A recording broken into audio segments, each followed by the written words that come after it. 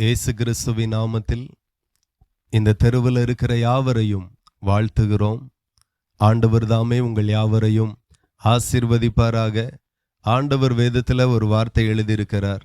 அது என்ன அப்படின்னா, வருத்தப்பட்டு பாரம் சுமக்கிறவர்களே, நீங்கள் எல்லாரும் என்னிடத்தில் வாருங்கள், நான் உங்களுக்கு இளைப்பாறுதலை தருவேன் என்று ஆண்டவர் சொல்லியிருக்கிறார். ஹல்லேலூயா. அப்படியே உங்கள் வாழ்க்கையில், உங்கள் குடும்பத்தில் எந்த விதமான பாரங்கள் இருந்தாலும் ஆண்டவர் இந்த ஜெபத்தில் நீங்கள் பங்கெடுக்கும் போது நிச்சயமாக உங்களுக்கு ஒரு இளைப்பாறுதலை ஆண்டவர் தந்து சமாதானத்தை தந்து ஆசீர்வதிப்பார். ஆங்காங்கே இருக்கிற வீடுகளில் இருக்கிற பெரியவர்கள், சகோதரர்கள், சகோதரிகள், சிறு பிள்ளைகள், நீங்கள் விரும்பினால் இந்த இடத்துல நடக்கிற இந்த ஜெபத்தில் அதிகபட்சமாக ஒரு 20 நிமிஷத்திற்குள்ளாக இந்த ஜெபம் நிறைவேறும். நீங்கள் விரும்பினால், கட்டாயத்தின் பேரில் அல்ல, விரும்பினால் நீங்கள் வரலாம். நிச்சயமாக இந்த ஜெபத்தில் பங்கெடுக்கும் போது கர்த்தர் உங்களை ஆசீர்வதிப்பார். விசேஷமாக பிசாசின் போராட்டங்கள், தொல்லைகள், சேவனை கட்டுகள், அதன் மூலமாய் வரக்கூடிய வருத்தங்கள், கஷ்டங்கள், இப்படிப்பட்ட சூழ்நிலைகளை யாராகிலும் இருப்பீர்களானால் அவர்களும் கட்டாயம் பங்கெடுங்க. நிச்சயம் அந்த கட்டுகளிலிருந்து பரலோகத்தின் தேவன் உங்களுக்கு விடுதலையை தருவார். தேவ நாமம் மகிமைப்படட்டும். இப்போதும் வேதத்தில் இருந்து சில வசனங்களை உங்களுக்கு பிரயோஜனமாக நான் இந்த இடத்தில் நின்று பேசுகிறேன். எத்தனையோ வார்த்தைகளை கூர்ந்து கவனிக்கிறீர்கள். இந்த வார்த்தைகளையும் நீங்கள் கண்டிப்பாக கேளுங்க. இது உங்களுக்கு பிரயோஜனமாக, ஆசீர்வாதமாக இருக்கும் என்கிறதுல எந்த சந்தேகமே இல்லை. ஆண்டவர் வேதத்தில் எழுதியிருக்கிறார், என் வேதத்தின் மகத்துவங்களை அவர்களுக்கு எழுதி கொடுத்தேன், அவைகளை அந்நிய காரியமாக எண்ணினார்கள் என்று ஆண்டவர் தன்னுடைய துக்கத்தை, வருத்தத்தை ஆண்டவர் ஜனங்களுக்கு தெரியப்படுத்துகிறார். நீங்க கவனித்தால் வேதம் என்கிறது ஒரு குறிப்பிட்ட மதத்திற்கானதல்ல, ஒரு குறிப்பிட்ட ஜாதிகளுக்கானதல்ல, அல்லது குறிப்பிட்ட ஒரு தேசத்திற்கானதல்ல. வேதம் எல்லா மனுஷனுக்கானது, எல்லாருக்கானது.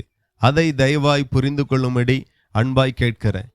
வேதம் என்கிறது சில இந்தியாவில் பல இடங்களிலே பார்த்தீங்கன்னா சிலர் வேதத்தை அவமதிக்கிறது, காலை போட்டு மிதிக்கிறது, கிழித்தெறிகிறது, இப்படியெல்லாம் சிலர் செய்கிறார்கள். நம்ம நியூஸில் அதை பார்க்கிறோம், கேள்விப்படுகிறோம். ஆனால் வேதம் எவ்வளோ மகிமையானது என்கிறதை நான் உங்களுக்கு சாட்சியாக சொல்ல விரும்புகிறேன். நீங்கள் கவனித்தால் தேசத்திலே, உலகத்திலே அதிகமாய் அநேக பேர் வாசிக்கிற ஒரு புஸ்தகம் உண்டானால் அது வேத புஸ்தகம் மட்டும்தான்.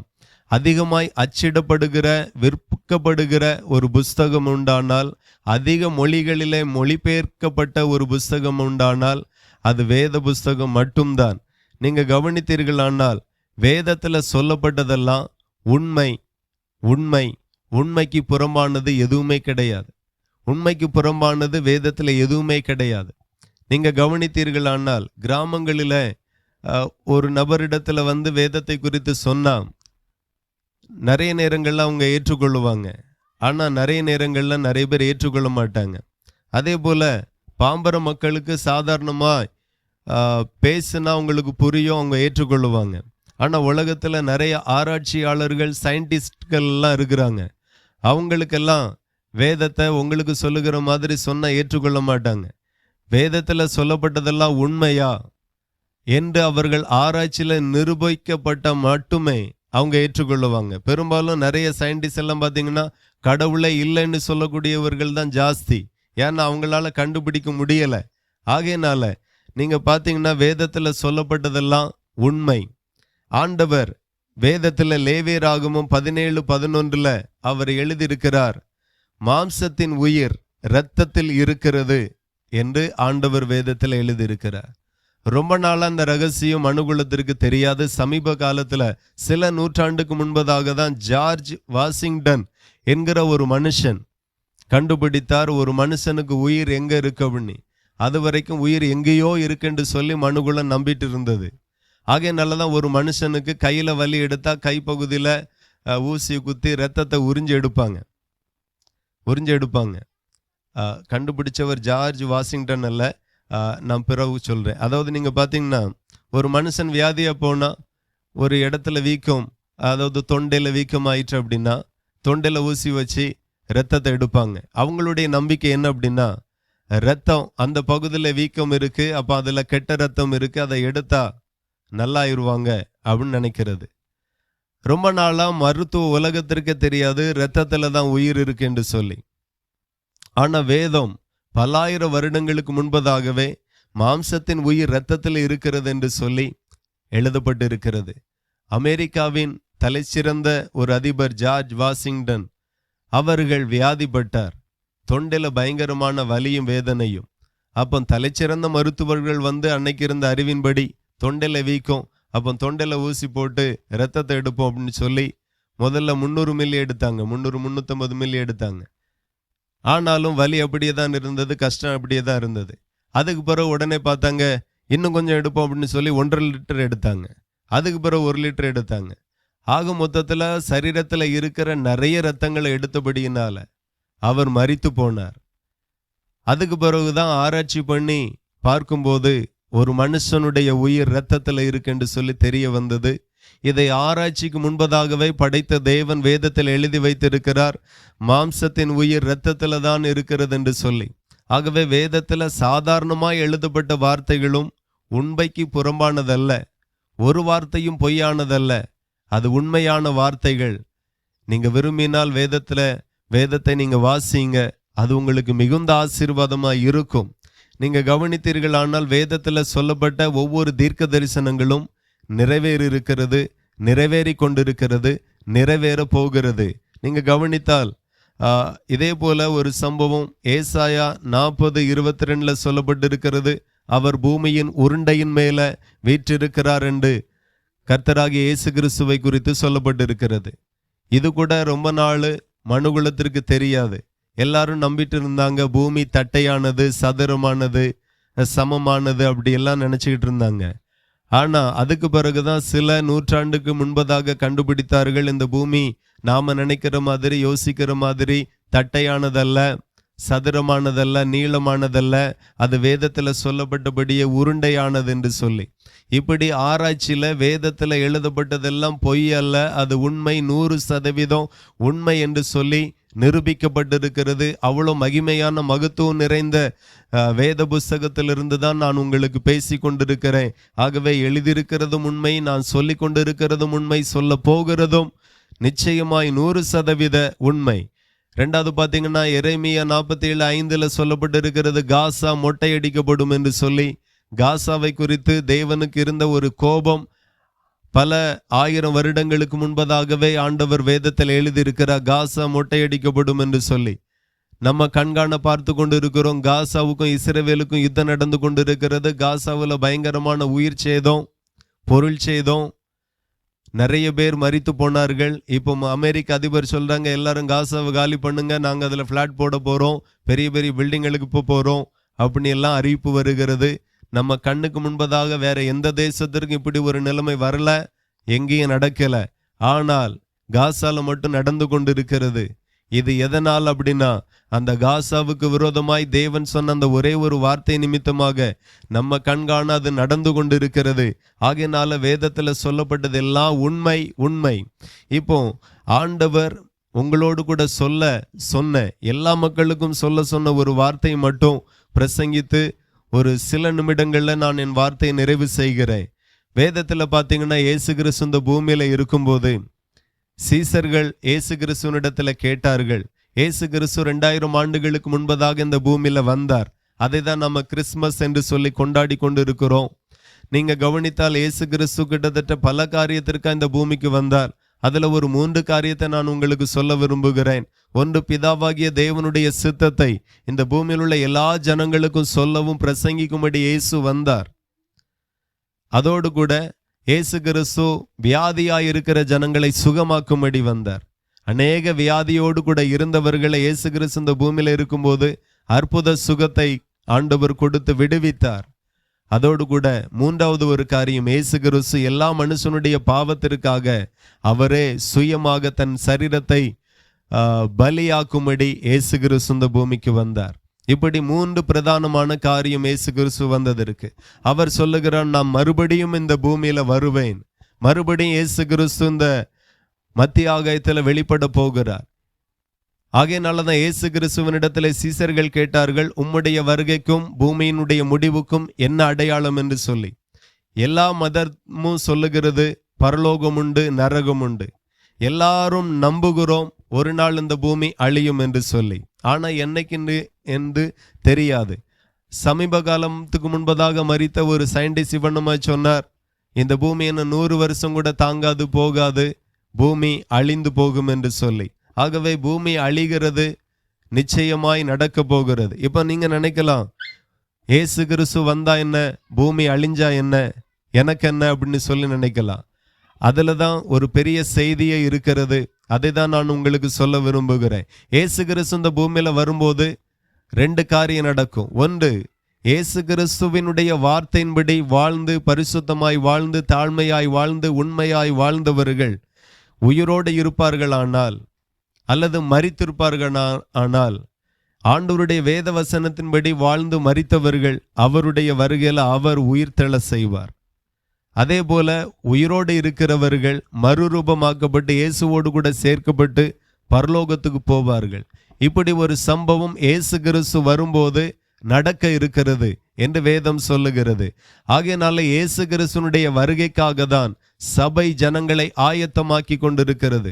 ஒரு மனுஷன் இயேசு கிறிஸ்துனுடைய வருகையில போகணும் அப்படின்னா சபை கொடுக்கிற ஞானஸ்நானத்தை பெற்றிருக்க வேண்டும். ஞானஸ்நானம் எதை குறிக்கிறது என்றால், ஞானஸ்நானம் மத மாற்றத்திற்காக சபை கொடுக்கல. ஞானஸ்நானம் ஒவ்வொரு மனுஷனுடைய பாவத்தின் மன்னிப்புக்காக கொடுக்கப்படுகிறது.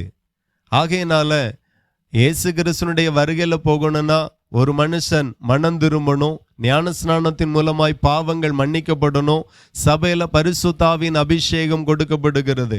நீங்க கவனித்தீர்களானால் சில மனுஷனுக்குள்ளாக பேய் பிடிக்கிறது, செத்தவர்களுடைய ஆவி பிடிக்கிறது, அதனால பாதிக்கப்படுகிறது, இதெல்லாம் நம்ம கேள்விப்படுகிறோம். அப்போ ஒரு மனுஷனுக்குள்ள ஒரு ஆவி வர முடியுமே ஆனால் ஆண்டவரும் சபையில அவருடைய ஆவியை கொடுக்கிறார். அவருடைய ஆவிக்கு பேரு தான் பரிசுத்த ஆவி.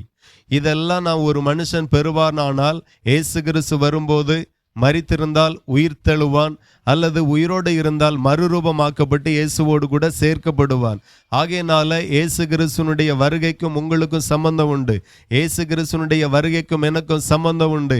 ஆகையினால அவர் வருகிறார் வருகிறார் வருகிறார். அதற்கு நீங்கள் ஆயத்தமாக வேண்டும் என்கிறதற்காக தான் மக்கள் தன்னுடைய மனம் போன போக்கில வாழ்ந்து விடக்கூடாது, அவர்களுக்கு ஒரு எச்சரிக்கையாக சில அடையாளங்களை வைக்க வேண்டும் என்று சொல்லிதான் இந்த பூமியில ஒரு 7-8 அடையாளத்தை ஆண்டவர் வைத்திருக்கிறார். முதலாவது அடையாளம், யுத்தங்களையும் யுத்தங்களின் செய்திகளையும் கேள்விப்படுவீர்கள் என்று ஆண்டவர் வேதத்தில் எழுதியிருக்கிறார். நீங்க கவனித்தால் ஏதோ ஒரு தேசம் இன்றைக்கும் யுத்தம் பண்ணி கொண்டிருக்கிறது. காசாவுக்கும் இஸ்ரவேலுக்கும் யுத்தம். இன்னும் நிறைய பேர் சொல்லுகிறாங்க சீக்கிரம் 3வது உலக யுத்தம் வரப்போகிறது என்று சொல்லி. அதற்கு அடையாளமாக தான் இப்போ வர்த்தக போர் நடக்கிறது. அமெரிக்கா சீனா பொருளுக்கு அதிக வரி விதிக்கிறது, சீனா அமெரிக்கா பொருளுக்கு அதிக வரி விதிக்கிறது. இதெல்லாம் 3ஆம் உலக போருக்கு ஒரு அடையாளமாக, ஒரு போச்சலாக நடந்து கொண்டிருக்கிற ஒரு சம்பவம். ஆகவே யுத்தங்களையும் யுத்தங்களின் செய்திகளையும் கேள்விப்படுவீர்கள். ஆண்டவர் சொன்ன அந்த வார்த்தை 200 வருஷத்துக்கு முன்பதாக இது நடந்திருந்தா நம்ம புரிஞ்சிருக்காது, நாம அறிஞ்சிருக்க முடியாது. ஆனால் 200 வருஷத்துல இல்லாத டெக்னாலஜி எல்லாம் இந்த 200 வருஷத்துக்குள்ள அவ்வளோ வளர்ச்சி. ஆகையினால காசால என்ன நடக்குன்னு செல்போன்லேயே பார்த்துடலாம். காசால என்ன நடக்குன்னு சொல்லி நியூஸ் மூலமாகவே நம்ம பார்த்துடலாம், கேள்விப்படலாம். ஆண்டவர் இந்த டெக்னாலஜி எல்லாம் எதற்காக தந்திருக்கிறார் என்றா எல்லாருக்கும் ஒரு எச்சரிக்கையாகவும் எல்லாரும் மனம் திரும்பி அவருடைய வருகைக்கு ஆயத்தமாக வேண்டும் என்கிறதற்காக தான் இந்த அடையாளங்களும் இந்த டெக்னாலஜிகளும் வந்திருக்கிறது. ஆகவே ஜனங்களுக்கு விரோதமாய் ஜனங்களும் ராஜ்யத்துக்கு விரோதமாய் ராஜ்யங்களும் எழும்பும் என்று ஆண்டவர் சொல்லி இருக்கிறார். அதே போல பஞ்சங்கள் வரும். நீங்க பாத்தீங்கன்னா சோமாலியா தேசம் முழுவதும் பஞ்சத்துக்குள்ள தள்ளப்பட்டு பொருளாதார வீழ்ச்சி அடைந்து ஆகாரம் இல்லாமல் எத்தனையோ குடும்பங்கள் அங்கே பசியும் பட்டினியுமாக. இன்னைக்கு நம்ம குடும்பத்தினுடைய பிள்ளைகள், நம்ம பிள்ளைகள் எல்லாம் பார்க்கும்போது பிள்ளைகளை போல அழகா இருக்கிறது. ஆனா அந்த தேசத்துல பிள்ளைகளை பார்க்கும்போது எக்ஸ்ரேல தெரிகிற அந்த ஈக்கெலும்பு கண்ணமெல்லாம் ஒட்டி போய் கண்ணெல்லாம் உள்ள போய் அப்படியே ஒரு எலும்பு கூட பார்த்த மாதிரி தான் இருக்கும். அந்த அளவுக்கு பாதிக்கப்பட்டு இருக்கிறது சோமாலியா தேசம். கொஞ்சம் கொஞ்சம் பஞ்சத்துக்குள்ளாய் போய் கொண்டிருக்கிறது. பாகிஸ்தான், ஸ்ரீலங்கா, இந்த மாதிரி நிறைய தேசம் பஞ்சத்திற்கு நேராய் போய் கொண்டிருக்கிறது. இது இயேசு கிறிஸ்துனுடைய வருகைக்கு அடையாளத்தின் ஒன்றாய் இருக்கிறது. கொள்ளை நோய்கள் வரும். இப்பவும் நிறைய தேசத்துல கொள்ளை நோய்கள் நடமாடுகிறது. கடந்த நாட்கள்ல முழு உலகத்திற்கும் ஆண்டவர் இந்த வார்த்தை சொல்லியிருக்கிறார். முழு உலகத்திற்கும் நிறைவேறுதலாக, அடையாளமாக, எச்சரிக்கையாக கொரோனா என்கிற கொள்ளை நோய் வந்தது. இதுவும் இயேசு கிறிஸ்துனுடைய அடையாளத்துல அவர் சொன்ன அடையாளங்களில் ஒன்றாய் இருக்கிறது. 6வது அடையாளம் என்னென்றால், பூமி அதிர்ச்சிகள் பல இடங்களில வரும் என்று சொல்லப்பட்டிருக்கிறது. நீங்க கவனித்தால் 2010 இருந்து 2025 வரைக்கும் 15 வருஷத்திற்குள்ளாக முழு உலகத்துல ஒரு புள்ளி விவரம் சொல்லுகிறது, 1,52,000 முறை பூமி அதிர்ச்சிகள், அதிர்வுகள் சின்னது முதல் கொண்டு பயங்கரமா வந்திருக்கிறது என்று சொல்லி. ஆகையினால இது ஒரு செய்தி மாத்திரமல்ல, இயேசு கிறிஸ்து சீக்கிரமாய் வரப்போகிறார் என்கிறதான எச்சரிக்கையும் அடையாளவுமாய் இருக்கிறது. அநேகருடைய அன்பு தணிந்து போகும் என்று சொல்லப்பட்டிருக்கிறது. அதோடு கூட ராஜ்யத்தின் இந்த சுவிசேஷம் பூலோகம் எங்கிலும் உள்ள சகல ஜாதிகளுக்கும் சாட்சியாக பிரசங்கிக்கப்படும் என்று சொல்லப்பட்டிருக்கிறது. நீங்க கவனித்தால் ஆண்டவருடைய இந்த பிரசங்கத்தை எல்லா தெருக்களிலேயும், எல்லா மாநிலங்கள், மாவட்டங்கள், தேசங்கள், எல்லா இடங்களிலையும் போய் சொல்லுங்க என்று சொல்லி ஆண்டவர் சபைக்கு கட்டளையிட்டு இருக்கிறார். ஒரு லாபத்திற்காக, லாப நோக்கத்திற்காக, பேர் புகழுக்காக நாங்கள் இந்த இடத்துல வந்து இந்த வார்த்தையை சொல்லல. எங்க தேவன் இதை எல்லா மக்களிடத்திலையும் போய் சொல்லுங்க என்று சொல்லி ஆண்டவர் எங்களுக்கு கட்டளையிட்டபடியினாலதான் நாங்க இதை செய்கிறோம். எல்லா மதத்திலையும் அவரவருடைய தேவனுக்கு தொண்டு செய்கிறவர்கள் தெருக்களில வருகிறார்கள். அவர்கள் அவர்களுடைய தேவனுக்கு தொண்டு செய்கிறதாகவும் அவர்களுடைய ஆசீர்வாதத்திற்காகவும் வருகிறார்கள். அதே போல நாங்களும் எங்க தேவனுக்கு தொண்டு செய்கிறவர்களாகவும் இதை செய்யும் போது கர்த்தர் எங்களை ஆசீர்வதிக்கிறார் என்கிற விசுவாசத்தோடும், அதனால நாங்கள் ஆசீர்வதிக்கப்படுகிறோம் என்கிறதற்காகவும் நாங்கள் ஆண்டவருடைய வார்த்தையை சொல்ல வந்திருக்கிறோம். இது இந்த தெருவில் மாத்திரம் நடக்கல, உலகம் எங்கிலும் நடந்து கொண்டிருக்கிறது. எல்லா ஜனங்களுக்கும் இந்த செய்தி போய் சேர வேண்டும் என்று தேவன் விரும்புகிறார். இது ஒரு மனுஷன் சொன்னால் அது ஒரு மாவட்டத்தோட, மாநிலத்தோடு நின்று போகும். வானத்தையும் பூமியும் படைத்த தேவன் சொன்னபடியினால பூமியில் உள்ள ஒவ்வொரு தெருக்களிலையும் இது நிறைவேறி கொண்டிருக்கிறது. ஆகவே இயேசுமையான தேவன், அவர் சீக்கிரமாய் வரப்போகிறார். அவருடைய ராஜ்யத்திற்கு நம்மளை அழைத்து செல்ல போகிறார். ஆகவே நீங்க நினையாத நேரத்தில் மனுஷகுமாரன் வருவார், நீங்கள் ஆயத்தமாகுங்கள் என்று சொல்லி சபை உங்களை ஆயத்தப்படுத்துகிறது. இவ்வளவு நேரம் கர்த்தருடைய வார்த்தையை பொறுமையாய் வீடுகளில் அமர்ந்து கொண்டு நீங்க கேட்டீங்க. பரலோகத்தின் தேவன் நிச்சயமாய் உங்களை ஆசீர்வதிப்பார். என்னுடைய வார்த்தை முடித்துக் கொள்ளுகிறேன். ஒரே ஒரு நிமிஷம் உங்களுக்காக, உங்கள் ஆசீர்வாதத்திற்காக நான் ஜெபிக்கிறேன். ஆமென். அன்புள்ள தகப்பனே, எங்கள் பரலோக பிதாவே, இந்த தெருவை நாங்கள் இயேசுவின் நாமத்தில் ஆசீர்வதிக்கிறோம் அப்பா. இந்த இடத்துல கூடி வந்திருக்கிற ஒவ்வொரு சகோதரர்கள், சகோதரிகளை, மனதார தாய்மார்களை வாழ்த்துகிறோம், சிறு பிள்ளைகளை வாழ்த்துகிறோம். ஆசீர்வதிப்பீராக. இந்த ஜெபத்துல கொஞ்ச நேரம் நின்றபடியினால நிச்சயம் குடும்பங்களுக்குள்ளாய் சமாதானம் வரட்டும், சரீரத்துல விடுதலை வரட்டும், அற்புதங்கள் நடக்கட்டும். குடும்பங்களுக்கு விரோதமாய் இருக்கிறதான மாந்திரிகத்தின் கிரியைகள் இயேசுவின் நாமத்தில் அழிக்கப்பட்டு போகட்டும். ஆண்டவர் தாமே தம்முடைய பிள்ளைகளை ஆசீர்வதிங்க. குழந்தை பாக்கியம் இல்லாதவர்களை நினைத்தருளும், ஆரோக்கியம் இல்லாதவர்களை நினைத்தருளும். வருமானத்துல குறைவு, கடன் தொல்லையில இருக்கிறவர்களுக்காக ஜெபிக்கிறோம். ஒரு அற்புதம் நடக்கட்டும் அப்பா. பெரிய காரியங்களை செய்யும். ஆசீர்வதிக்கிறோம், வழி நடத்தும். இயேசுவின் நாமத்தில் ஜெபிக்கிறோம். ஜெபங்களும் நல்ல பிதாவே. ஆமென், ஆமென்.